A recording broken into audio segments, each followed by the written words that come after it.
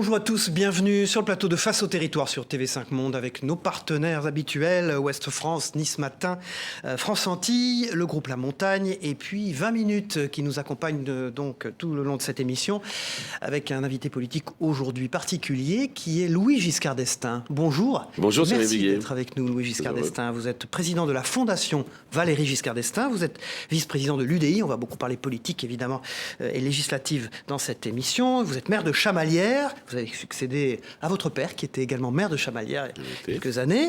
Vous êtes vice-président de Clermont Métropole et vous êtes conseiller régional d'Auvergne-Rhône-Alpes. Emmanuel Macron vient d'être réélu par les Français. Valéry Giscard d'Estaing appréciait-il Emmanuel Macron? L'a-t-il connu personnellement? Oui, il a eu des occasions de le rencontrer. Et évidemment, je ne pourrais pas porter, je dirais, d'appréciation en son nom. Je pense il vous en a parlé? Il vous a parlé oui, de nous avons eu l'occasion d'échanger, bien sûr, puisque depuis l'élection d'Emmanuel Macron jusqu'à la disparition de mon père, comme vous le savez, celui-ci était encore parfaitement à même d'avoir un regard sur la vie politique, sur certains sujets, je pense à l'Europe, de continuer à s'exprimer. Et donc il nous a fait part de certaines appréciations. Il le considérait comme un des siens?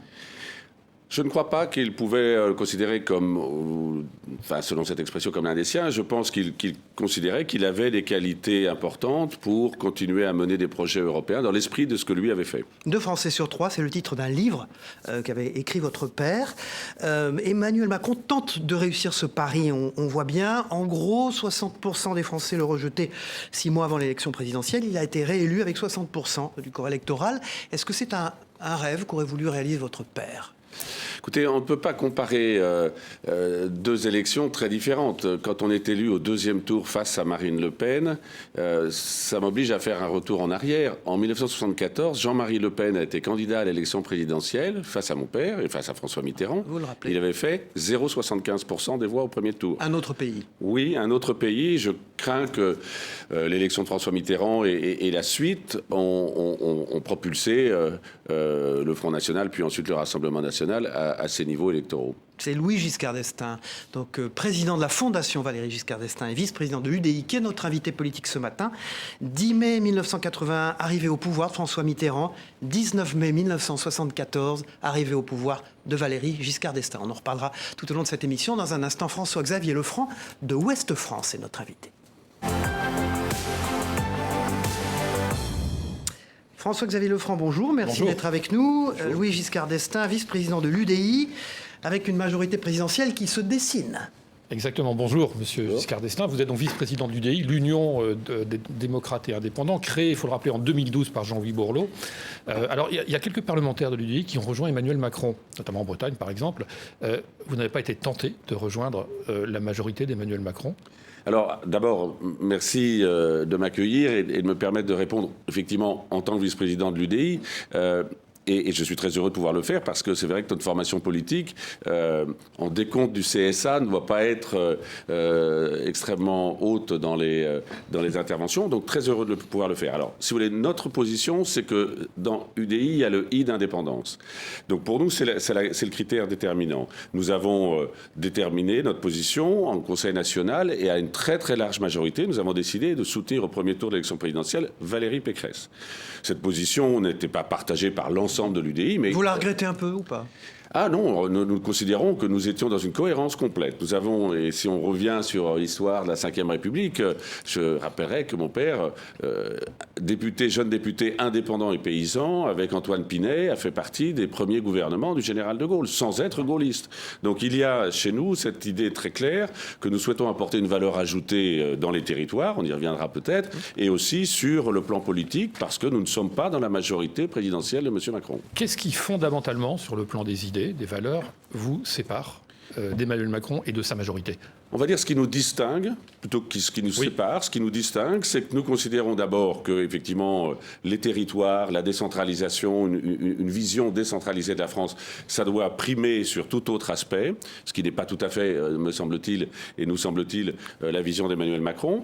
Et d'autre part, que sur un certain nombre de sujets, nous avons des interrogations sur la ligne politique poursuivie par un gouvernement ou par le futur gouvernement, puisque pour l'instant, on est dans cette période transitoire avec des profils ou des personnalités venues de différentes parties de l'échiquier politique. Nous, ce qu'on souhaite, c'est de la cohérence dans l'action et sur des sujets, nous pouvons nous retrouver, bien entendu. Alors, vous êtes, on l'a dit, un élu des territoires, vous êtes maire, vous êtes élu régional, donc vous connaissez particulièrement bien les problématiques locales, et vous avez approché au plus près l'État centralisé, aux côtés de votre père, le président Giscard d'Estaing. On entend souvent des élus locaux en France dire l'État est loin, l'État ne nous fait pas confiance, l'État jacobin méprise ses territoires, et parfois les mots sont très durs. Vous en pensez quoi de ça? Alors, parce qu'il y a des signaux qui n'ont pas été très positifs envoyés ces dernières années. Je suis membre du comité directeur de l'Association des maires de France, de l'AMF, et quand Emmanuel Macron est venu en 2017, souvenez-vous, devant le Congrès des maires de France, en novembre 2017, et qu'il dit « je reviendrai tous les ans vous rendre compte de mon action », et que dès l'année suivante, il ne vient plus au Congrès des maires. Donc là, il y a eu, je crois, un mauvais signal envoyé à l'ensemble des élus locaux, et cette confiance a été également ébranlée par la question de la réforme ou de la suppression de la taxe d'habitation, qui est un sujet sur lequel des formations politiques comme l'UDI considèrent que finalement c'est une réforme un peu en trompe-l'œil, puisque par définition il fallait compenser le manque à gagner et par ailleurs ça a creusé le déficit de l'État. Qu'est-ce que vous diriez au président Macron aujourd'hui, vous le maire, en tant que maire de Chamalières, qu'est-ce que vous lui diriez sur l'attente des maires? C'est quoi la première chose à faire pour peut-être renforcer ce lien de confiance qui est évidemment essentiel, effectivement? Alors je vais prendre un exemple tout simple, la question des préfets. Dans le Puy-de-Dôme, nous avons eu 4 préfets différents depuis l'élection d'Emmanuel Macron. 4 préfets différents. Alors j'espère que ce n'est pas un cas dans tous nos départements de France. Mais ce que je demande, par exemple, c'est qu'il y ait un délai incompressible de 2 ans minimum pour qu'un préfet reste dans un département. Et qu'il ait le temps d'accompagner les dossiers importants des territoires. Un colonel prenant un régiment, il sait qu'il dirigera son régiment pendant 2 ans. Comment se fait-il que dans un pays qui se veut un pays exemplaire sur certains principes de gestion ou de management, enfin en tout cas qui aspire à ce niveau d'excellence, peut en arriver à une situation aussi contradictoire? Nous, ce que nous voulons, quand je dis nous, les maires, on veut des interlocuteurs avec qui nous pouvons échanger dans la durée. Qu'on ne nous dise pas, au bout de 3 mois ou 6 mois, vous allez avoir un nouvel interlocuteur. Vous êtes aussi, je le rappelle, élu régional, et la région, c'est finalement une bonne échelle pour travailler l'économie au plus près des préoccupations des citoyens. Les régions, elles n'ont pas tellement de moyens aujourd'hui en France. Si on compare à aux régions européennes, par exemple, on le dit souvent. L'Inter-allemand, par exemple. Hollandais-allemand, on rappelle souvent que la somme des budgets des régions françaises, c'est la Catalogne, c'est à peu près ça.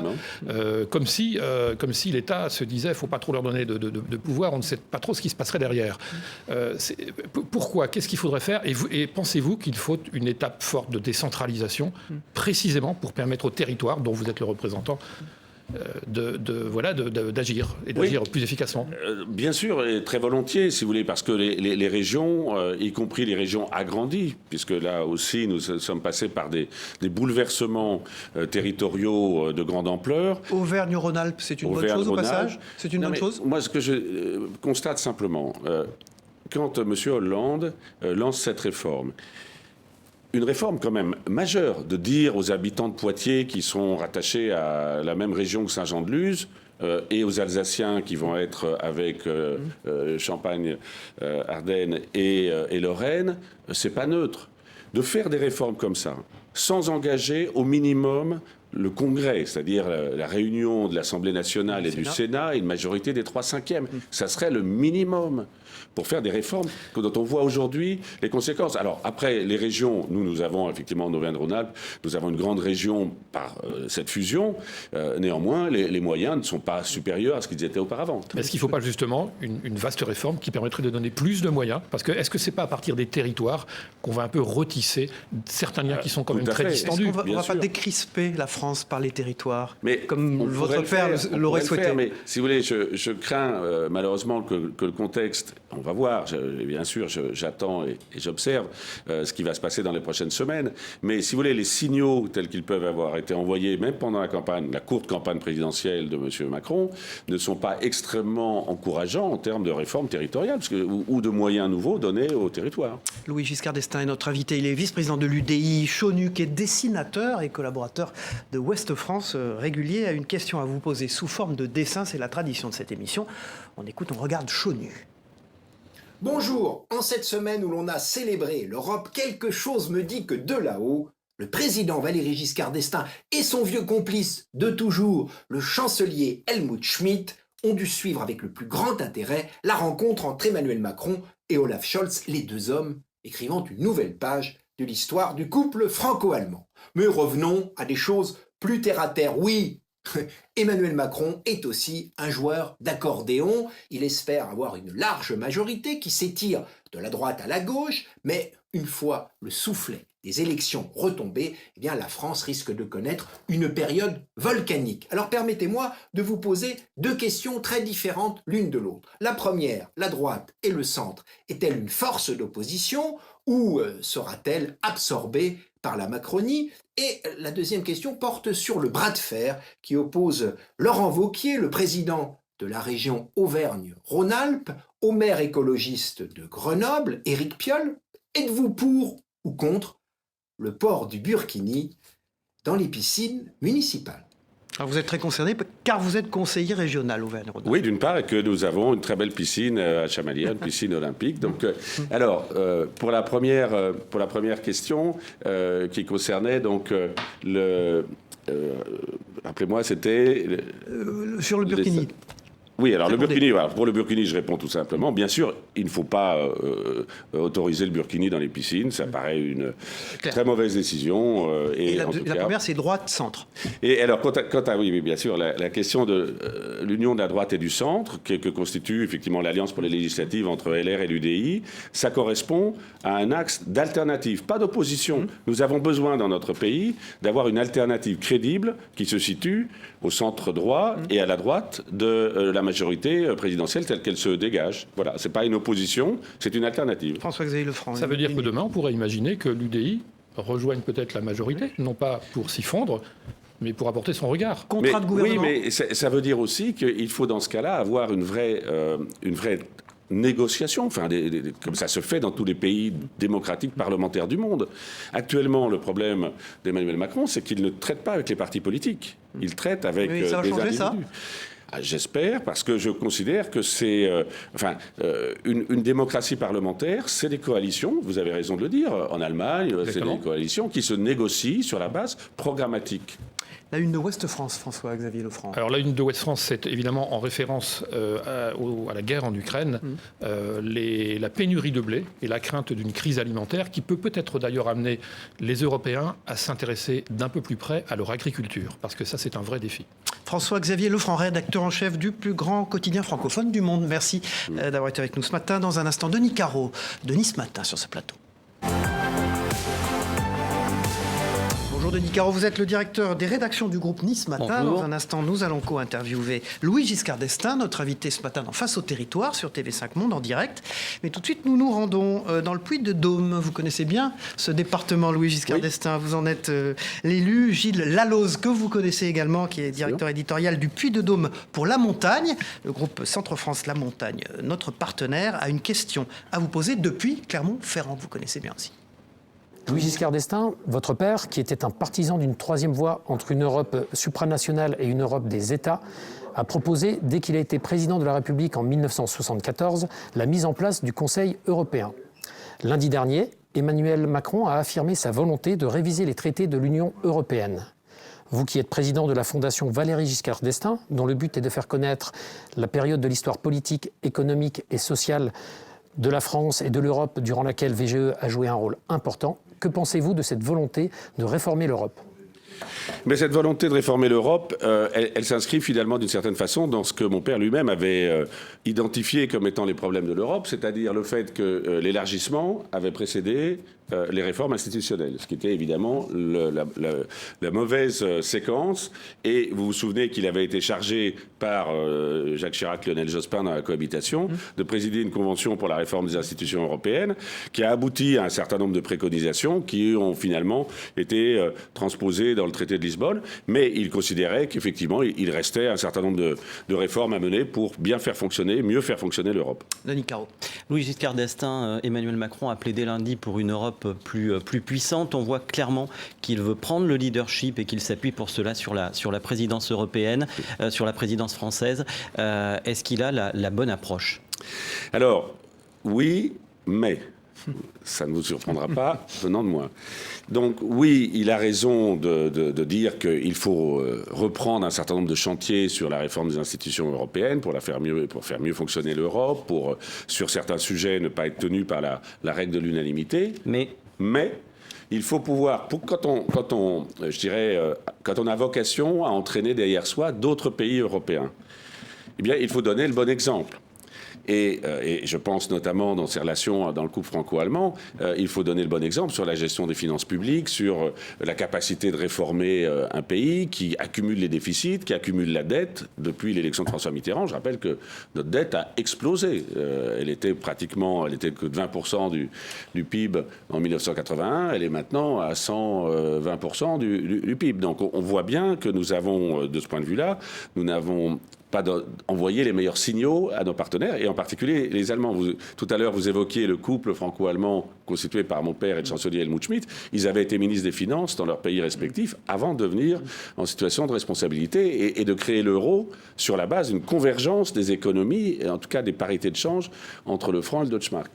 Il y a 3 ans, au moment du lancement de la campagne des Européennes, vous avez estimé, en reprenant une phrase célèbre de votre père, que Emmanuel Macron n'a pas le monopole de l'Europe. Est-ce que vous diriez la même chose aujourd'hui?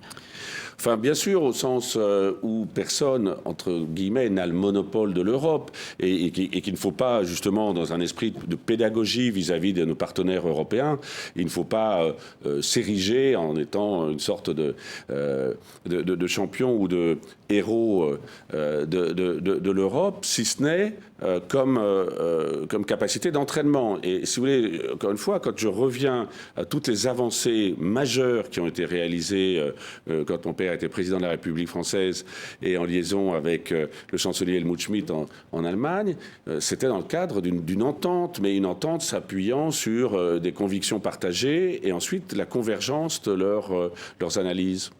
Vous le disiez tout à l'heure, votre père a eu jusqu'à la fin un regard aiguisé sur la vie politique.